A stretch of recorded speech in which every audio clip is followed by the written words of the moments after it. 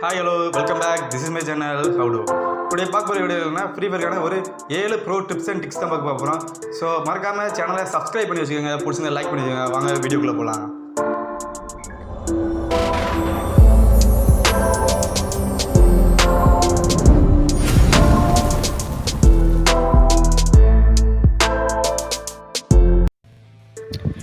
Okay friends, இப்போ நம்ம பார்க்க போகிற ஃபஸ்ட்டு டிப் என்னென்னா ஓன் ஸ்குவாட் ஆர் சோலோ.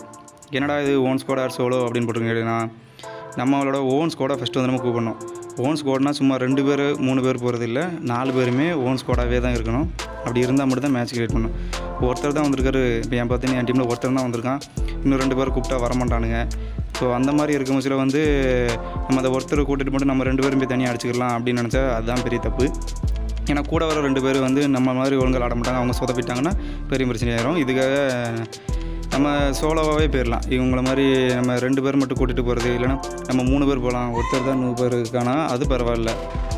நம்ம 4 பேர் போகணும், இல்லைனா நம்ம 3 பேர் போகணும். இந்த 2 பேர் கனெக்ட் பண்ணி போகிறதுக்கு சோலோவாகவே போகிறது பெஸ்ட்டு.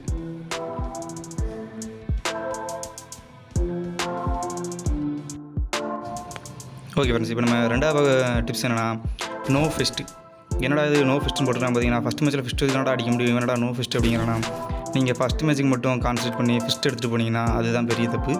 ஏன்னா நம்ம ஃபெஸ்ட்டுக்கு பதிலாக வேறு ஸ்லாட் வச்சுக்கலாம். ஒரு ரவுண்டுக்காக ஒரு ஸ்லாட்டை வேஸ்ட் பண்ணுறது அது ரொம்ப பெரிய முட்டாள்தனம். ஸோ ஒன்று முடிஞ்ச வரையும் M500 வந்து ஒன் டாப் அடித்து பழகுங்க. அப்படி ஒன் டாப் உங்களால் அடிக்க முடியாது அப்படின்னா G80 எடுக்கிறதோட UPS எடுத்துகிட்டு போயிடலாம். மேக்ஸிமம் வந்து UPS எடுத்து போகும்போது நம்ம ஸ்பீடாக போகக்கூடாது. நம்ம கன்னை கையில் ஹோல்ட் பண்ணிட்டே போகும்போது தான் கொஞ்சம் நம்ம ஸ்லோவாக போவோம். நம்ம ஃபஸ்ட்டாக போய்ட்டோம், நம்ம UPS வச்சு நம்மளால் அடிக்க முடியாது. 2-3 பேர் இருந்தாங்க, நம்மளால் ஃபஸ்ட்டு அடிக்க முடியாது. UPS எடுத்துகிட்டு போய் ஒளிஞ்சு அடிக்கணும். G80 எடுக்கிறது வேஸ்ட். ஏன்னா G80 நீங்கள் எடுத்தது போல அடுத்த மேட்ச்சில் காசு சேர்த்து வச்சு வேறு கன்று கூட எடுத்து நீங்கள் காசு சேர்த்து வச்சு நெக்ஸ்ட் மேட்ச்சில் வந்து கூட்டின கன்று எடுத்துக்கலாம். இல்லை வெஸ்ட்டு க்ளோவால் அந்த மாதிரி எதாவது எக்ஸ்ட்ரா எடுக்க தேவைப்படும். ஸோ G80 வந்து மேக்ஸிமம் எடுக்காதீங்க. அது மாதிரி ஃபிஸ்ட்டு வந்து கொண்டு போகாதீங்க. ஃபிஸ்ட்டுக்கு பதிலாக நம்ம வேறு ஸ்லாட்டை கொண்டு போனால் நமக்கு எல்லா மேட்சுமே அது வந்து யூஸ்ஃபுல்லாக இருக்கும். ஃபஸ்ட்டு ஒரு மேட்ச்சுக்காக மட்டும் நீங்கள் கான்சன்ட்ரேட் பண்ணி ஃபிஸ்ட்டை கொண்டு போகாதீங்க. இதுதான் 2வது டிப்ஸ்.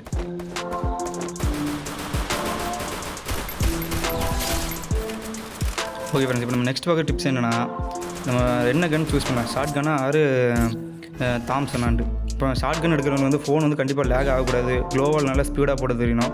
அப்புறம் வந்து அடிக்கடி ஜம்ப் பண்ணி நல்லா ஷூட் பண்ண தெரிஞ்சால் ஷார்ட் கன் எடுத்துக்கலாம். அப்படி இல்லை நமக்கு இதெல்லாம் செட் ஆகுதுன்னா தாம்சனே எடுத்துக்கலாம். ஓகேங்க. அதுக்கடுத்து பார்க்குற டிப்ஸ் என்னென்னா வெஸ்ட் ஆர் க்ளோவால். இப்போ நம்மகிட்ட மிச்சமாக காசு இருக்கும்போது ஒரு வெஸ்ட் வாங்கலாமா, அப்படின்னா க்ளோவாலும் ஒரு பாமும் வாங்கிக்கலாமா சூஸ் பண்ணோன்னா, க்ளோவால் ஸ்பீடாக போட தெரிஞ்சுன்னா கண்டிப்பாக நீங்கள் வெஸ்ட் வாங்குறது வேஸ்ட்டு. நீங்கள் க்ளோவாலும் ஒரு பாமும் வாங்கிடலாம். ஏன்னா எனிமே அட்டாக் பண்ண முடிச்சு டக்குன்னு நம்ம வந்து பாதி டேமேஜ் ஆகும்போது நம்ம க்ளோவால் டக்குன்னு முன்னாடி போட்டு பாமதி போட்டு நம்ம சைட்லேருந்து நம்ம அடிக்கலாம். அப்படி பண்ணுறது மூலிமா நம்மளால் ஈஸியாக வந்து அவங்களை கில் பண்ண முடியும். இதே நம்ம பெஸ்ட்டு தான் போட்டிருக்கோம்னா நம்ம எதுவும் பண்ண முடியாது, நம்ம பெஸ்ட்டு தான் தாங்கும். இப்போ பிகினராக இருக்கீங்கன்னா நீங்கள் பெஸ்ட்டு வாங்கிறது பெஸ்ட்டு. க்ளோவால் நல்லா போடுறதையும் ஒரு ஆள் நல்லா விளாடுறீங்கன்னா நீங்கள் க்ளோவாலும் பாமும் வச்சுக்கலாம்.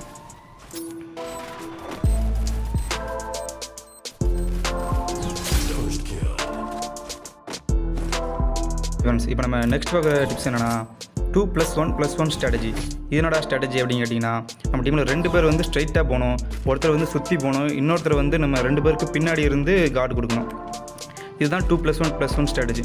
பார்த்தீங்கன்னா எங்கள் டீமில் இப்போ நானும் இன்னொரு பிளேயர் வந்து ஸ்ட்ரைட்டாக போவோம், இன்னொரு பிளேயர் வந்து சுற்றி வருவார், ஒரு பிளேயர் இப்போ எங்கள் இடத்துல நின்று எங்களுக்கு கார்டு கொடுப்பாரு. இதுதான் 2+1+1 ஸ்ட்ராட்டஜி.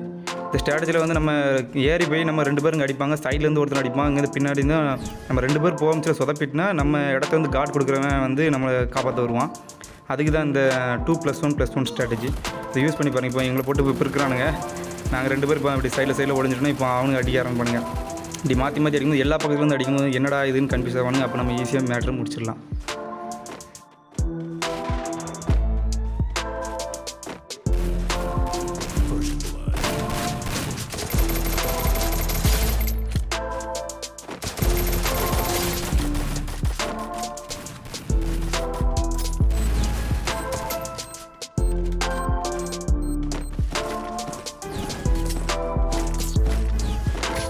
ஓகே ஃப்ரெண்ட்ஸ், இப்போ நம்ம நெக்ஸ்ட் ஒரு டிப்ஸ் என்னென்னா 3+1 ஸ்ட்ராட்டஜி.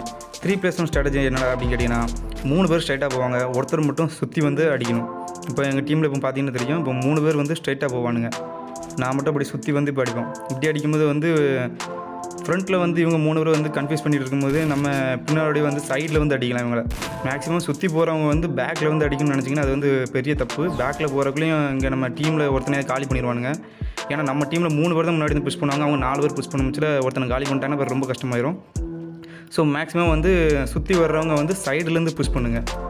சைட்லேருந்து புஷ் பண்ணால் தான் நம்ம டீம் முடிச்சுக்கணும். இப்போ பார்த்தீங்கன்னா எனக்கு அவங்க டீமில் அதே மாதிரி ஒருத்தன் வந்திருக்கான், சைட்லேருந்து ஒருத்தன் வந்திருக்கான். இப்போ என்னோடய பங்கு இப்போ நான் இதில் அவனையும் முடிச்சுப்பேன், இன்னொருத்தனையும் முடிச்சுப்பேன். 2 பேரும் முடிச்சுன்னா இப்போ எங்கள் டீமில் மிச்சம் அவங்க ஆப்போனண்ட்டில் 2 பேர் தான் இருப்பாங்க, எங்கள் டீம் மட்டும் ஈஸியாக அதை முடிச்சிருவாங்க. ஸோ இதுதான் 3+1 ஸ்ட்ராட்டஜி. நெக்ஸ்ட் பார்க்குற டிப்ஸ் என்னன்னு பார்த்தீங்கன்னா 3 எனிமீஸ் ஒன்லி. 3 எனிமீஸ் ஒன்லி என்னென்னு கேட்டேன்னா, எல்லா டீம்லேயும் முந்திரி கொட்ட மாதிரி ஒருத்தன் ஃபஸ்ட் ஆளாக முந்திட்டு வருவான். அவனை நீங்கள் ஃபஸ்ட்டே புஷ் பண்ணி அடிச்சிட்டிங்கன்னா மிச்சம் இருக்கிற அந்த டீமில் 3 பேர் தான் இருப்பானுங்க. அந்த 3 பேர் நம்ம 4 பேர் சேர்ந்து ஈஸியாக நாக் அவுட் பண்ணிடலாம். இதுதான் நம்ம 3 எனிமீஸ் ஒன்லி ஸ்ட்ராட்டஜி. இதில் எந்த ஸ்ட்ராட்டஜி பிடிச்சிருக்கீங்க மறக்காமல் கமெண்ட் பண்ணுங்கள். சேனல் பிடிச்சிருந்தா சப்ஸ்கிரைப் பண்ணி வச்சுக்கோங்க. வீடியோ பிடிச்சிருந்தா லைக் பண்ணி வச்சுக்கோங்க.